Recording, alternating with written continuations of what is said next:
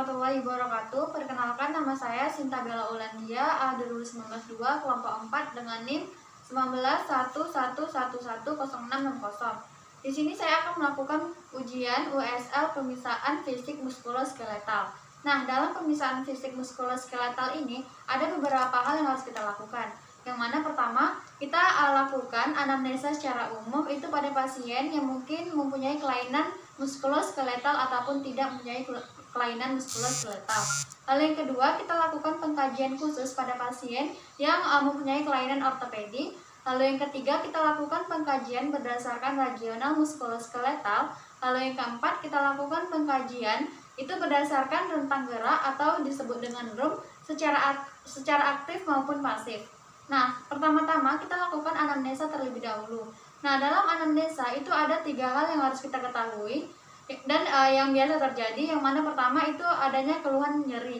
Nah, untuk keluhan nyeri ini bisa kita lakukan pemeriksaan dengan menggunakan pemeriksaan PQRST. Lalu yang kedua, kita lakukan pengkajian berdasarkan perubahan bentuk atau disfungsi, yang mana itu biasanya terjadi karena adanya trauma ataupun tumor. Lalu yang ketiga itu kita lakukan pengkajian fungsi otot ataupun tulang. Nah, setelah itu setelah kita lakukan anamnesa, kita tanyakan riwayat terdahulu dan riwayat keluarga dari pasien. Nah, selanjutnya kita lakukan pemeriksaan fisik, yang mana pada pemeriksaan fisik ini kita lihat pada saat pasien berjalan. Nah, pada saat pasien berjalan ini kita lihat apakah di bagian bahunya itu naik atau turun, lalu di bagian lututnya itu naik atau turun, dan bagian pelvisnya itu naik atau turun. Selain itu, kita juga bisa melihat dengan cara berjalannya, itu ada 3 hal yang kita lihat, yang mana ada namanya antalgate gait, lalu step gait gait, lalu ada Tremblenberg gait.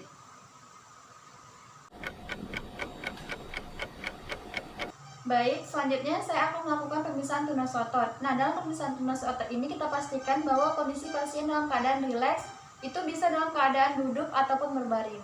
Ibu, maunya dalam pemeriksaan kita ada duduk atau berbaring, Ibu? Duduk saja. Baik, duduk ya, Bu ya. Nah, baik, untuk indikasi dari pemeriksaan tunas otot ini, pada pasien yang mengalami tira baring lama dan stroke, itu wajib kita lakukan pemeriksaan tunas otot ini. Nah, dalam pemeriksaan tunas otot ini ada beberapa nilai, yang mana ada nilai 5, 4, 3, 2, dan 1. Untuk nilai 5, itu pasien mampu melawan gravitasi dan menahan tekanan. Ibu bisa angkat tangannya. Nah, baik, di sini pasien mampu melawan gravitasi dan menahan tekanan, itu nilainya 5. Untuk nilai 4, Ibu bisa angkat tangannya. Nah, di sini pada saat kita melakukan tekanan, dia hanya bisa melawan gravitasi, itu nilainya 4. Lalu untuk nilai 3, Ibu bisa angkat tangannya. Nah, baik, di sini pasien terlihat lemah pada saat mengangkat tangannya, berarti nilainya 3. Lalu untuk nilai 2, Ibu bisa angkat tangannya. Nah, di sini pasien hanya bisa menggerak-gerakkan tangannya, itu nilainya 2. Lalu untuk nilainya 1, Ibu bisa gerakkan tangannya. Pasien tidak mampu, dan pada saat kita palpasi terdapat tekanan atau usaha dari pasien, itu nilainya 1. Untuk nilai 0 itu tidak ada perlawanan sama sekali. Nah, selanjutnya jika pasien mengalami nilai angka 2, 1, dan 0, itu kita lakukan pemeriksaan atrofi otot. Yang pertama kita lakukan pada diri kita sendiri, itu kita fiksasi dan kita rasakan kekuatan otot kita seperti ini. Jika sudah kita merasakan kekuatan otot kita, lalu kita ke pasien, Ibu, kita bantu. Nah, kita rasakan kekuatan otot dari pasien. Nah, jika sama kekuatan ototnya dengan kita, berarti pasiennya normal. Jika tidak, pasien mengalami kelainan atrofi otot. Baik, selanjutnya saya akan melakukan pemeriksaan muskuloskeletal berdasarkan regional. Nah, dalam pemeriksaan ini kita lakukan pemeriksaan infeksi dan palpasi. Untuk inspeksi itu kita lihat pada saat pasien berjalan, itu kita lihat antara bahu kanan dan kirinya itu simetris atau tidak, ataupun mengalami turun naik atau tidak. Selanjutnya kita akan melakukan palpasi. Nah, untuk bagian palpasi ini posisi penolong berada di belakang pasien. Nah, dalam pemeriksaan ini kita lakukan pemeriksaan bagian kepala dan leher. Nah, tangannya seperti ini, yang mana dua di leher, lalu dua di jugularis, dan dua lagi jempol ini di bagian servikal.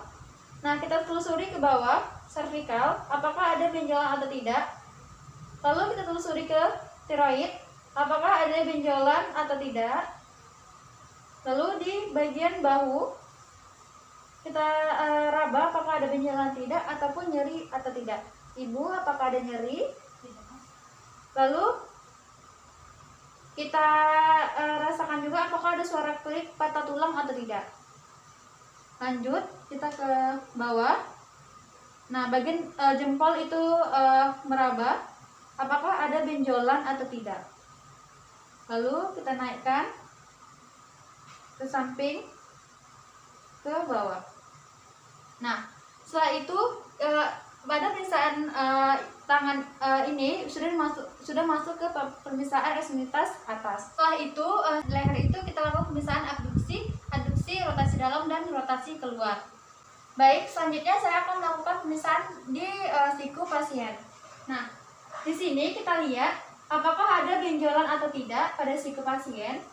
Lalu kita lakukan relaksasi, lalu kita raba apakah ada benjolan atau tidak. Lalu ibu bisa dinaikkan tangannya ke belakang, ibu bisa? Baik, bisa ya bu? Nah, selanjutnya kita akan melakukan pemeriksaan pada pergelangan tangan. Untuk pergelangan tangan ini sama, kita raba apakah ada benjolan atau tidak. Tidak ada, lalu kita mintakan ibu bisa ke samping tangannya. Samping kanan, samping kiri, atas, bawah. Oke, baik. Bisa ya, Bu? Nah, selanjutnya kita lakukan pemeriksaan pada punggung. Nah, pada bagian punggung ini, itu kita lihat apakah ada kelainan, kifosis, lordosis, skoliosis, ataupun gibus. Yang mana pada pasien yang mengalami kelainan kifosis ini cenderung ke depan, lalu lordosis itu cenderung ke belakang, skoliosis itu bahunya miring sebelah, dan kifosis itu terdapat unduk pada punggung pasien. Kita lakukan pemeriksaan dengan kita raba, yaitu jempol meraba ke bagian servikal, lalu bagian iga ke bawah. Kita raba apakah ada benjolan atau tidak hingga ke lumbal. Lanjut bagian abdomen.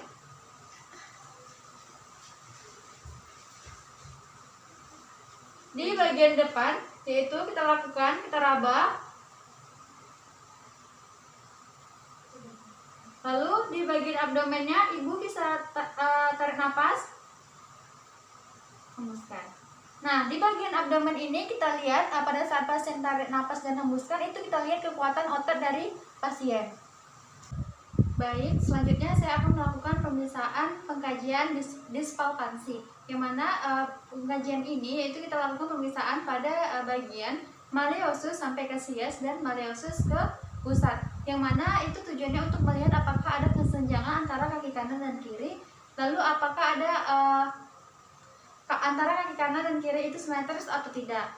Yang mana yang pertama itu caranya dari malleolus ke sias.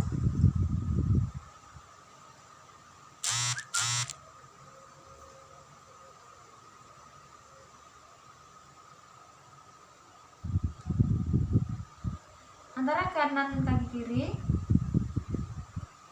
Lalu setelah itu tadi didapatkan hasil bahwa 32 antara kaki kanan dan kaki kiri, berarti simetris atau normal. Lalu dari malleolus ke pusat.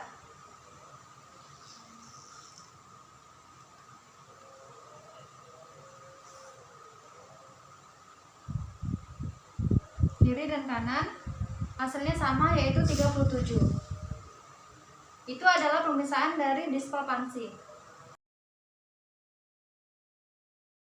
Baik, selanjutnya saya akan melakukan pemeriksaan khusus muskuloskeletal. Nah, pada pemeriksaan ini ada beberapa yang kita lakukan, yang mana pertama kita melakukan pemeriksaan panels, yang kedua pemeriksaan tunnels, dan yang ketiga yaitu pemeriksaan refleks patella, dan yang terakhir pemeriksaan tanda benjolan dan tanda balon. Nah, yang pertama yaitu pemeriksaan panels, yang mana pemisahan ini itu dengan cara pertama tangan pasien seperti ini lalu dilipat, lalu kita beri tarikan seperti ini, lalu seperti ini. Nah, kita diamkan atau kita biarkan selama 60 detik ataupun 1 menit. Nah, jika pasien mengalami kesemutan, berarti pasien mengalami sindrom turner carpal. Tetapi jika merasa pegal pada di sini dan di sini, berarti itu tidak termasuk pasien positif mengalami sindrom turner carpal. Nah, selanjutnya pemisahan tunnels. Untuk pemisahan tunnels itu kita lakukan di pergelangan tangan, yaitu kita cari pergelangan tangan kita itu dengan cara bisa seperti ini. Lalu bisa juga kita menekan tangan kita dan kita cari tengah-tengahnya seperti ini. Nah, di sini pada saat kita sudah menemukan pergelangan tangan kita, lalu kita ketuk sebanyak 3 kali. Nah, apakah ada kesemutan atau tidak? Jika terdapat kesemutan berarti positif, jika tidak berarti negatif. Nah, di sini bisa juga kita ketukkan itu pergelangan tangan kita itu dengan menggunakan patella. Nah, selanjutnya kita akan melakukan pemisahan refleks patella.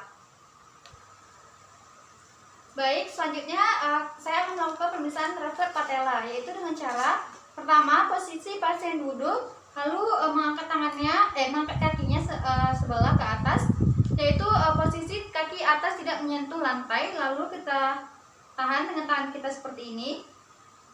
Nah, lalu kita berikan refleks di patellanya. Nah, ini adalah pemisahan refleks patella. Baik, pengkajian khusus selanjutnya yaitu pemisahan tanda benjolan dan tanda balon. Yang mana di sini kita lihat apakah ada benjolan atau tidak di patella pasien, di lutut pasien. Lalu kita raba apakah ada benjolan atau tidak. Lalu kita rasakan apakah ada pergerakan cairan atau tidak. Sama kaki kanan dan kiri kita raba apakah ada benjolan atau tidak. Nah, setelah itu kita lihat apakah ada tanda balon. Yang mana dengan cara kita fleksasi, yang mana kita lihat apakah ada cairan atau tidak, sama apakah ada cairan atau tidak. Nah, begitu pemisahan tanda benjolan dan tanda balon. Baik, sekian video USL saya mohon maaf jika ada kesalahan. Saya akhiri. Assalamualaikum warahmatullahi wabarakatuh.